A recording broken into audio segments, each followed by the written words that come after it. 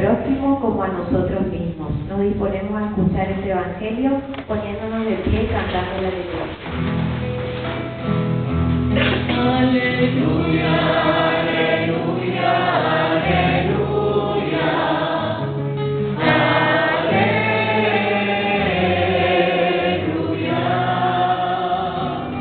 Aleluya, aleluya, aleluya.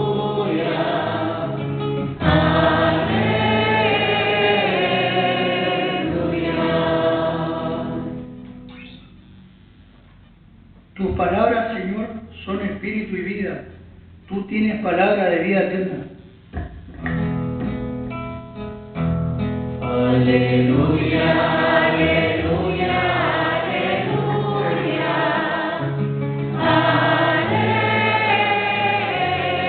Aleluya. Aleluya, aleluya, aleluya.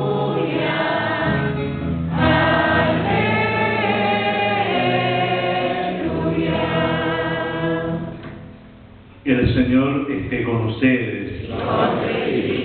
Evangelio de nuestro Señor Jesucristo según San Lucas. Gloria a ti, Señor. Un doctor de la ley se levantó y le preguntó a Jesús para ponerlo a prueba: Maestro, ¿qué tengo que hacer para heredar la vida eterna? Jesús le preguntó a su vez: ¿qué está escrito en la ley? ¿Qué lees en ella? Él le respondió: amarás al Señor tu Dios con todo tu corazón, con toda tu alma, con todas tus fuerzas y con todo tu espíritu, y a tu prójimo como a ti mismo.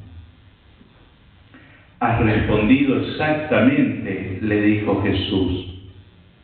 Obra así y alcanzarás la vida. Pero el doctor de la ley, para justificar su intervención, le hizo esta pregunta: ¿y quién es mi prójimo? Jesús volvió a tomar la palabra y le respondió: un hombre bajaba de Jerusalén a Jericó, y cayó en manos de unos ladrones que lo despojaron de todo, lo hirieron y se fueron, dejándolo medio muerto. Casualmente bajaba por el mismo camino un sacerdote, lo vio y siguió de largo. También pasó por allí un levita, lo vio y siguió su camino. Pero un samaritano que viajaba por allí, al pasar junto a él, lo vio y se conmovió. Entonces se acercó y vendó sus heridas, cubriéndolas con aceite y vino. Después lo puso sobre su propia montura, lo condujo a un albergue y se encargó de cuidarlo. Al día siguiente sacó 2 denarios y se los dio al dueño del albergue diciéndole: cuídalo y lo que gaste de más te lo pagaré al volver. ¿Cuál de los 3 te parece que se portó como prójimo del hombre asaltado por los ladrones?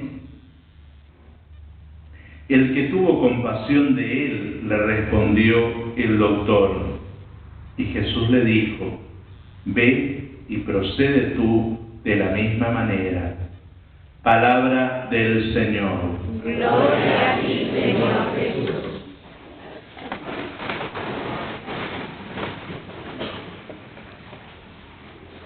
Ayer meditábamos brevemente esta categoría que ha recuperado el Concilio Vaticano II, la Constitución Lumen Gentium, acerca de pueblo de Dios. Y es una categoría que está tomada del Antiguo Testamento, prácticamente no es desarrollada en el Nuevo, solo aparece como pueblo sacerdotal, nación santa, recién en la carta de Pedro. Hoy meditaremos sobre otra figura que toma el concilio para hablarnos de la dimensión de la Iglesia y la relación que existe entre la Iglesia y Cristo, que es la imagen del cuerpo. Tampoco esta metáfora del cuerpo está en el Antiguo Testamento. Es una teología que se desarrolla justamente en las cartas paulinas, y a partir de ahí se piensa o se compara a la Iglesia con el cuerpo humano para hablar de que la Iglesia es el cuerpo de Cristo. La carta que leíamos del apóstol Pablo a los cristianos de Colosa va a decir que Cristo es la cabeza de ese cuerpo que es la Iglesia. Pablo, para hablar de las diversas funciones que existen dentro de la comunidad cristiana, va a tomar la imagen del cuerpo humano.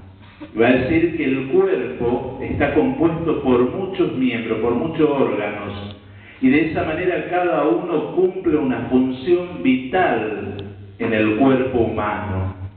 De esa manera, como cada órgano en el cuerpo humano tiene una función irreemplazable, también en la comunidad cristiana el bautizado tiene una función específica dentro del cuerpo de Cristo, que es la Iglesia. No solamente va a explicar de la funcionalidad y la vitalidad que tiene que dar cada uno de los bautizados a este cuerpo que es de Cristo, en la comunión con Cristo, sino también para explicar la diversidad de dones y carisma. No todos tienen que hacer lo mismo y no todos están llamados a hacer lo mismo. Pero ser lo mismo y hacer lo mismo no se puede hacer de una manera independiente o aislada dentro del cuerpo. Es decir, el ojo no funciona sin el resto del cuerpo, la mano tampoco, y no puede decir mi trabajo es más noble o más importante que el tuyo. Todos se necesitan mutuamente. De la misma manera, todo aquel que ejerce un ministerio dentro de la comunidad cristiana no es que esté por encima del otro. Al contrario, todos se necesitan. Todos necesitan de Cristo y al mismo tiempo no pueden ejercer aisladamente. No puedo decir lo que yo hago es más importante. No es más noble el trabajo de un ministro que el que limpia el baño. Y no es más noble el trabajo del sacristán del que barre el templo. Es tan noble desde el que lustra el inodoro al que da la comunión. Porque toda la comunidad se construye con diversos carismas y dones que el Espíritu derrama en el corazón de cada uno desde el bautismo para que se construya ese cuerpo. Por eso va a decir el apóstol que nosotros, ejerciendo ese ministerio que el Espíritu suscita en nosotros para bien del cuerpo, alcanzamos la santidad, vamos creciendo en santidad, vamos creciendo hasta alcanzar la estatura de Cristo. Acá también hay que advertir que todo don y carisma, todo talento que el Espíritu derrama en mi corazón, toda capacidad de realizar una tarea en la comunidad cristiana, no es para que me aplaudan, me glorifiquen o me lleven en andas, o no es para decir yo hice esto, porque de esa manera quiere decir que nos estamos apropiando de algo indebidamente que es puro don de Dios, pura gracia.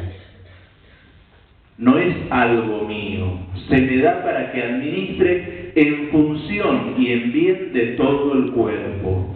Cuando yo me quiero apropiar de esa capacidad que el Señor me ha dado, cuando pienso que lo que yo hago es lo único que está bien y es lo mejor, y lo refriego al resto por la cara, quiere decir que no entendí que lo que se me ha dado es un don y me he apropiado indebidamente de lo que significa la gracia de Dios. Y no hay peor cosa para el ser humano que apropiarse de lo que no le corresponde. Es decir, apropiarse de lo que no nos corresponde materialmente, tampoco apropiarnos de las cosas que no me corresponden y que Dios me da como don. ¿Por qué? Porque me empobrece. Dios lo que me da para que yo enriquezca al otro y enriqueciendo al otro pueda enriquecerme a mí mismo. Y toda tarea y toda función en la comunidad cristiana tiene que ser ejercida en estrecha comunión con aquel que es la cabeza. Por eso en la carta del apóstol Pablo a los cristianos de Colosa va a decir: Cristo es la cabeza del cuerpo. Toda tarea que yo quiera ejercer dentro de la comunidad cristiana, si no está remitida a Cristo, no está en comunión con Cristo, no está de cara a Cristo, es simplemente un trabajo mío. El que da vida, el que sostiene su obra en el tiempo, el que la enriquece, es Cristo. Y qué sabio, porque dice: Cristo es la cabeza del cuerpo. Menos mal que no es el cuerpo y nosotros la cabeza, porque estaríamos perdidos. La cabeza es aquella que le transmite la vida, es decir, cuando nosotros decimos que alguien está muerto por más que siga respirando, cuando tiene infarto cerebral, por más que el corazón siga palpitando, siga respirando, ya está muerto. Clínicamente se declara muerta una persona que tiene muerte cerebral. Un cuerpo que no tiene cabeza está clínicamente muerto. Un cristiano que no está en comunión con la cabeza que es Cristo está muerto, no tiene vida. Y para eso, qué bueno nos viene la primera lectura, que a veces en esta cultura de hacer lo mínimo y no te sacrifique, y que a veces la pereza también no solo nos da en la vida cotidiana, sino en la vida espiritual. Vieron que cuando nosotros queremos justificar de por qué no cumplimos, por qué no hacemos o por qué no asumimos una responsabilidad, lo primero que decimos: pero qué difícil es, pero cuesta, Padre, vivir honestamente, cuesta seguir al Señor, cuesta vivir en santidad. Dice la lectura del libro del Deuteronomio, que es una relectura en un contexto histórico y social del libro del Éxodo, va a decir: este mandamiento que hoy te prescribo no es superior a tu fuerza ni está fuera de tu alcance. Si el Espíritu, como dice San Pablo, ha sido derramado en nuestros corazones, ninguno de los que estamos aquí puede decir: se me hace imposible o difícil vivir cristianamente. Ahora, si querés acomodar el Evangelio a tu criterio, probablemente, como viva desconectado de la cabeza que es Cristo, se te haga el doblemente más difícil. Por último, para tener la vida en abundancia, dice el texto del Evangelio, que se levanta, le pregunta a Jesús: ¿qué tengo que hacer para heredar la vida eterna? Y todos nosotros, de una u otra manera, queremos la vida eterna. ¿Ustedes quieren la vida eterna? Sí. ¿Quieren o no quieren? Sí. A media. Parece que algunos están pensando dos veces, es decir, parece que quieren la muerte eterna, no la vida eterna. Y Jesús le va a decir: bueno, ya que vos sos experto en la Sagrada Escritura y enseñás las Escrituras al pueblo de Israel, te voy a enviar a ella. ¿Qué lees en ella? Y le va a decir: amarás al Señor tu Dios con todo tu corazón, con toda tu alma, con toda tu fuerza, con todo tu espíritu, y a tu prójimo como a ti mismo. Es decir, a Dios con todo mi ser, al prójimo como a mí mismo. Es decir, primero pone el prójimo y después uno. ¿Por qué? Porque así como vos querés lo bueno para vos y buscás lo mejor para vos, primero busca para tu prójimo. De la misma manera que vos querés las cosas buenas para vos, querela y hacela por tu prójimo. Y Jesús le va a decir: has respondido exactamente. Obra así y alcanzarás la vida. Pero este maestro de la ley, como todos nosotros cuando no queremos hacer algo, empezamos a preguntar para diluir, digamos, ¿y quién es mi prójimo? Jesús toma la palabra, le narra el episodio de este hombre que viajaba de Jerusalén a Jericó, que fue asaltado, tirado al costado del camino, y pone 3 casos: un sacerdote, un levita, un samaritano. El sacerdote y el levita porque tenían que ir al culto, y si se acercaban a algo que era parecido a un cadáver, quedaban impuros y no podían entrar. Uno a ofrecer el sacrificio y el otro a servir en el templo. Entonces siguieron de largo. Pensemos cuántas veces nosotros dejamos de ejercer la caridad porque digo, ay, tengo que ir a misa, y desatiendo al enfermo. Y cuánta gente que cuidan enfermo, cuidan en serio, no que le usan al enfermo para no ir a misa, cuidan en serio. Esa es su verdadera misa. Esa es la verdadera Eucaristía. No aquel que deja al enfermo, arreglate como podéis, me voy a misa porque eso es más importante. Cuidado. Dice el samaritano, lo vio, se conmovió y usa el mismo verbo que utiliza justamente cuando nos habla en la parábola del hijo pródigo. El padre, cuando ve venir al hijo, dice, se conmovió y salió a su encuentro. La misericordia es aquella que nos lleva a obrar más allá de los límites culturales, sociales o de aquellas trabas que nosotros por comodidad ponemos en el camino para no ejercer la caridad. El samaritano no le preguntó si era judío, se acercó, lo curó, lo vendó, lo cargó, lo llevó, lo cuidó y pagó su estadía. ¿Ustedes quieren la vida eterna? Sí, Padre. Entonces hagan lo que dice en el Evangelio, vayan y obren de la misma manera. Y les digo que para ganar la vida eterna acá 5 metros tienen, no tienen muy lejos, 5 metros acá al costadito. Por eso también es responsabilidad de aquel que preside la comunidad cristiana, que todo el que se va ganando el cielo en el ejercicio de la caridad, corregirlo cuando cree que eso que está haciendo es mérito suyo.